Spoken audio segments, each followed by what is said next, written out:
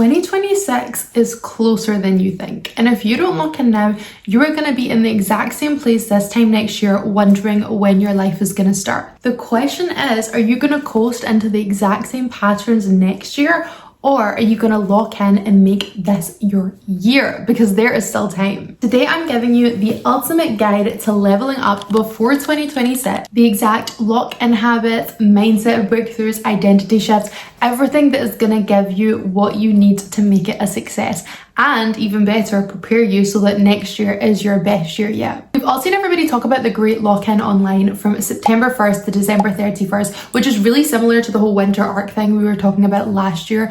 And this is why it excites me so much, because I think this is the key to unlocking your dream life. I know around about December, we always get into goal planning. We do all of the goal setting and to-dos and booking in what we're going to do for the year. But I think when we start the lock-in, this just isn't about goals. This is about evolving and becoming the person we need to be, so that when the new year comes, not only have we evolved so much, we are exactly the person we need to be to achieve everything we want to achieve straight away as of the next year, and probably even get a head start. This time last year, I had one of the biggest evolutions of my life, and this year I've almost actually completed everything on my vision board, and we're not even at the end of the year yet. There's still so much time. Hi, I'm Nairi, and I'm obsessed with helping you become the most amazing version of yourself and achieve everything towards your dream life. Before we fully dive into things, I would love to take this opportunity to say with every single video I have, I create a little workbook Notion document so you can implement everything you learn, because we are not just about knowledge, we are also about taking the action and making it implementable so you can actually create your dream life. And so you will find all of this linked in the caption below, and I'll talk a little bit more about it at the end of the video, and I'll tell you throughout the video everything you need to know before you implement these things. That is enough chit chat because we have so much to get through today, so let's get into it. Step number one is a really quick one, but it's just adopting the lock-in mentality. The lock-in season is all about focusing, laser focusing on your goals, cutting out any distractions, simplifying things, and focusing on what really matters. So by the end of the year, you are setting yourself up for optimal chances to have achieved as many things as you want as possible and have a huge dramatic change on your life. And the biggest mindset shift that most people miss, makes them lose out on their lock-in season, is feeling like they are missing out. When you go into lock-in mode, you cut out all the extra stuff. And I'm not saying you can't have balance, but when you lock in, you are focused on your goals and evolution. That is what the main focus is, and everything should be contributing towards it. But you need to understand that you're missing out short term, but to create the life that you have dreamed about. Could you imagine that you go out partying every single weekend because it's fun and you don't want to miss out? And then 10 years down the line, you see people who are your age living your dream life, having your dream experiences and your dream home with your dream business. That FOMO is going to be 100 times worse. Or option two, you can have a couple of missed things right now. Maybe you don't go to every single party. Maybe you don't drink every weekend. Maybe you don't gossip all the time and get involved in the tea. And then you will actually be evolving with the people that you want to evolve with and have the life you want. And that is what locking in is all about. It might be cutting your scroll time in half, saying no to some extra social plans, and replacing it on things that are actually going to move the needle. But you need to remember that lock-in is not punishment. You are doing it so you can have the life of your dreams. It's like a reward for you locking in. Just stay focused. Don't feel like you're punishing yourself. Be so excited that you had this opportunity to start creating your dream life right now. Let's dive into all of the other steps because we are going so deep in this video. This is not surface level at all. So step number two is upgrading your identity. And the biggest question that you need to ask yourself is, who do I need to be by the end of 2025? Your identity drives everything. If you still see yourself like the kind of person who's inconsistent, who's scared, who procrastinates everything, that is who you will continue to be. But if you start embodying the version of yourself and hold the beliefs of the version of yourself that already has what you want, then that is what will happen. You need to understand something about your brain. Your brain is wired to filter life to prove what you believe to be true. So there's a part of your brain that filters down all the information you take in, and then it will literally choose what you focus on out of that based on your belief system. So if you believe all these negative things about yourself, your brain is working to prove to you, yeah, those things are true. Whereas if you believe that you are capable, you are worthy, you are consistent, you can lock in and you're going to do amazing things, it's also your brain's job to make sure that is what you see in your life. So this is not something that that just happens by accident. You can make sure this works for you. You just have to do the inner work first. That one bit of hair was annoying me so much. It keeps popping back out. So the very first part of this is defining future you in every aspect, and then we're going to look at how to actually become her. You want to design the future version of yourself. You want to draw out an avatar and you want to list down everything. Who she is, what she believes about herself, how she feels about herself, how confident she is, what routine she has, what habits she has, what her days look like and what your days look like, and what is the difference between you and her. You want to list down everything you can think of about the dream version of you. And I don't just mean all the dream version of you by the end of this year. I need you to think about the person who has everything you want in life.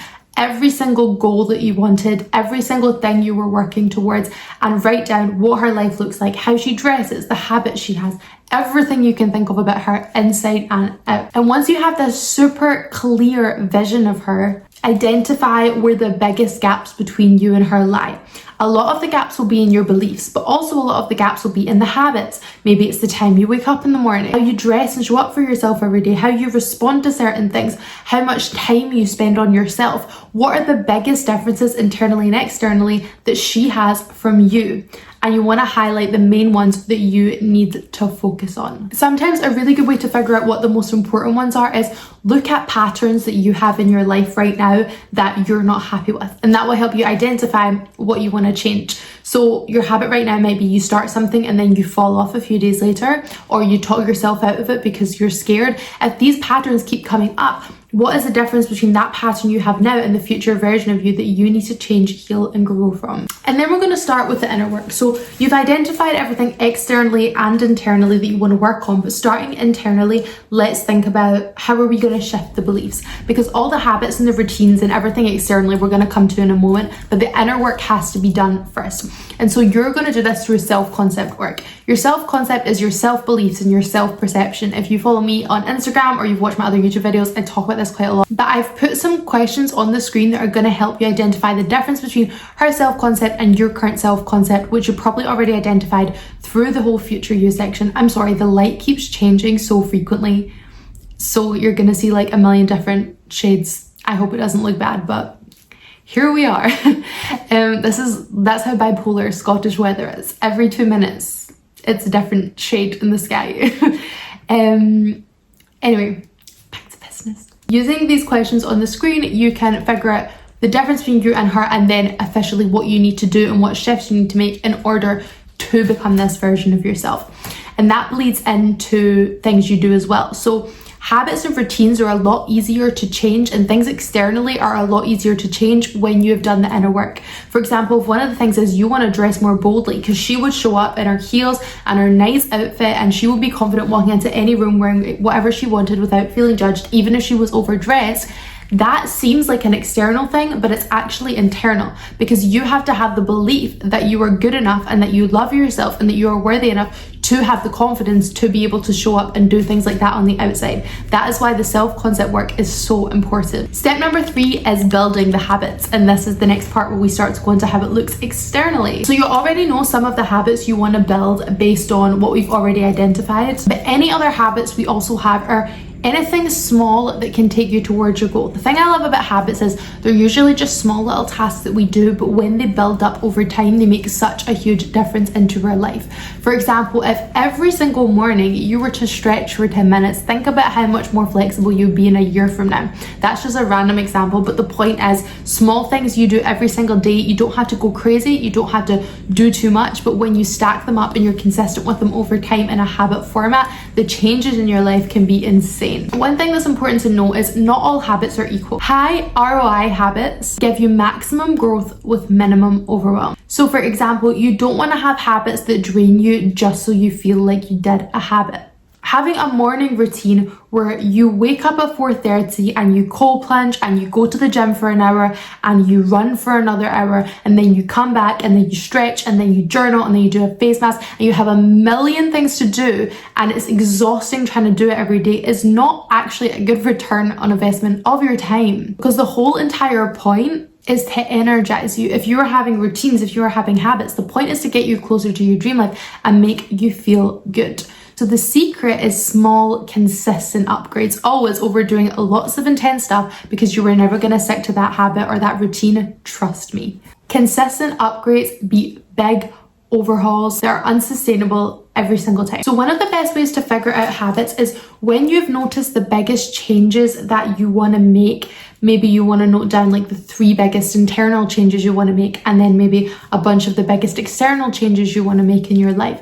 Then you can be like, okay, what exactly for those particular habits do I need to be doing? External ones is you want to have your dream body by the end of the year, then you know one of your habits is going to be exercise. So how can you make it small and digestible but able to do? Maybe you don't start right away with doing 2 hours in the gym every single day when you haven't even been going. Maybe you start by doing a 10-minute YouTube workout in your house. What is a habit you can create for that area of your life? Or if rewiring the belief is one of them, then what are some affirmations or visualizations that you can do every single day that are going to help you rewire this belief? You want to break them down into small things that you can do daily that get you to your dream life. And every day you'll feel amazing when you do your habits, because even if you don't have a super productive day or something goes wrong in that day and you've not managed to do a lot of work and the only thing you've been able to do is your habits, you know you have still progressed closer to the dream woman and the dream life that day. If you actually wanted as well, you could put a lot of your goals you have or a lot of the things about the person you want to become externally and internally into ChatGPT and be like, what would be good small digestible habits I can have, if you can't think of any. Step number 4 is designing your environment. Your environment makes or breaks consistency, and it's not just your environment like your house or your room, it's also your environment with the people you're around. It's your digital environment and what you are consuming your mind with. Nobody wants to hear this, but limiting screen time and muting notifications is so important in your lock-in season, especially if you're the kind of person that finds you get super distracted if you're doing something and you check your phone and then 5 minutes later or 2 hours later you're like, how did I end up scrolling on Instagram, or how did I end up in this group chat for so long? This is for you. A clear workspace is always really important, so your surroundings, even in your house, keeping things clean. During my lock-in seasons, I am so OCD and I like to be so organized with everything, because when I have a clean space and everything, I know where it is and everything is systemized in my house, it makes it so much easier for me to not have to worry and get my brain clogged up with all these other things to do. I can just focus on my priorities. Putting things in your vision that are going to motivate and keep you going.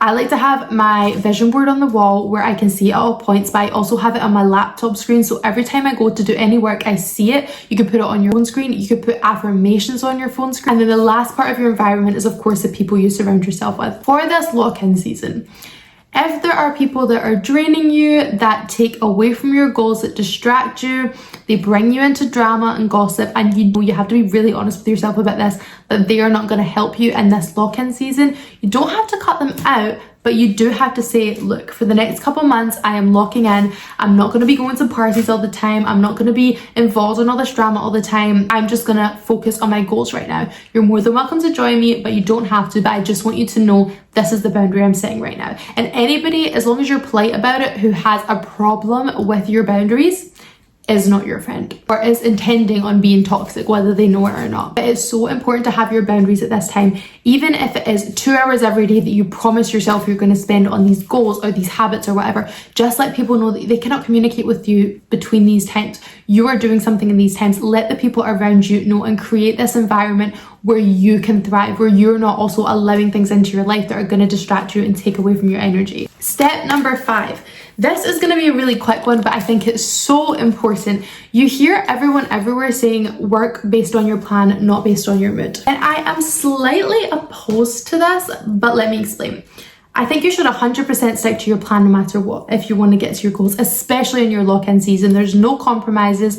But when you're in a low mood, instead of forcing yourself through what you're not comfortable with, you don't have to give up on your plan. But I'm going to give you some exercises and tools I use when I'm feeling low energy, when I'm feeling a little drained, or I'm feeling unmotivated. These are a bunch of tools and exercises I use to get myself back on track so that I can follow my plan. Because I don't agree with just pushing through how your body feels and what your body's telling you, but I also don't agree with giving up and just deciding to be lazy. So this is your best bet to get your energy back, to feel good, and then get straight back in to your plan. Because when you wait for motivation, you are just waiting on dopamine, but when you are following your plan and you make sure you feel good and energized, then you are creating the dopamine. The last step is step number 6, which is organization and systems. When you're doing a lock-in, you have to get so uptight about how you are spending your time. You need to be type A in this situation.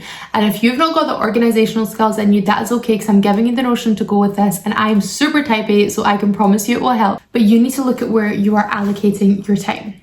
So create a Google Calendar, or whether it's a planner or whatever you want to use, and start time blocking. And I do this all the time, but I do it for lock-in seasons, because with lock-in seasons, I don't leave a lot of room for flexibility in the way I do at other times. But when I'm like, no, for these next few months, like I am going in, this is the time, these are the goals, then I will be so strict about my time.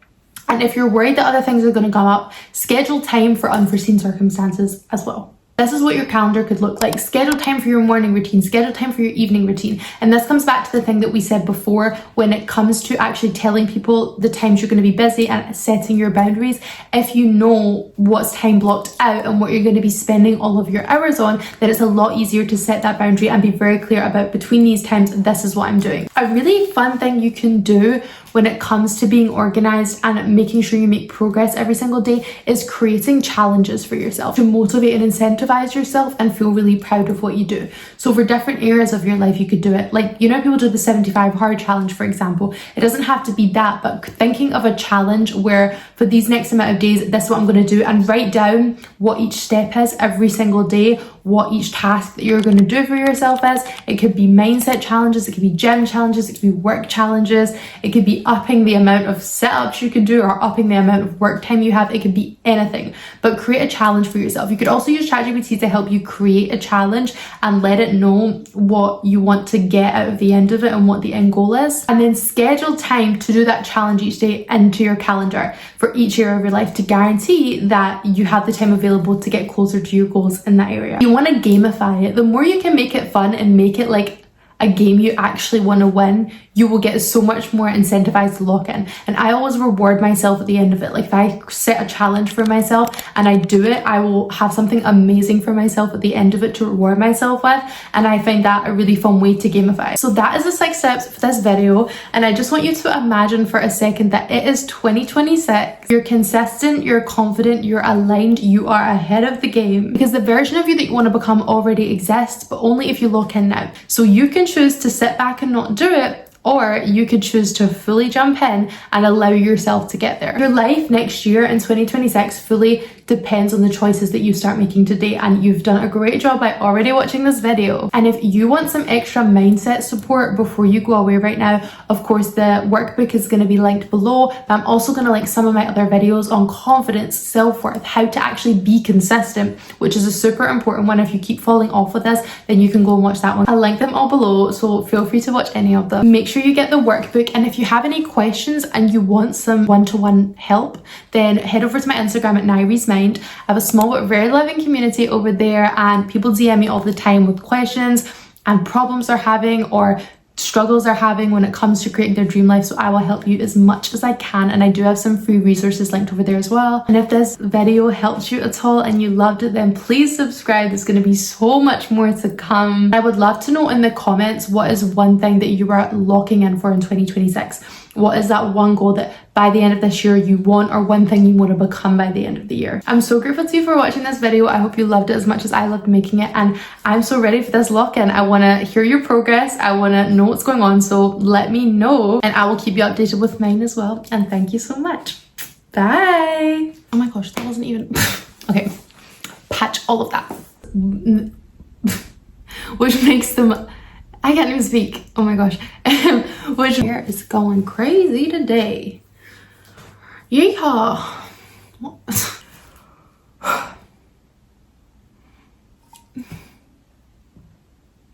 I swallowed water the wrong way.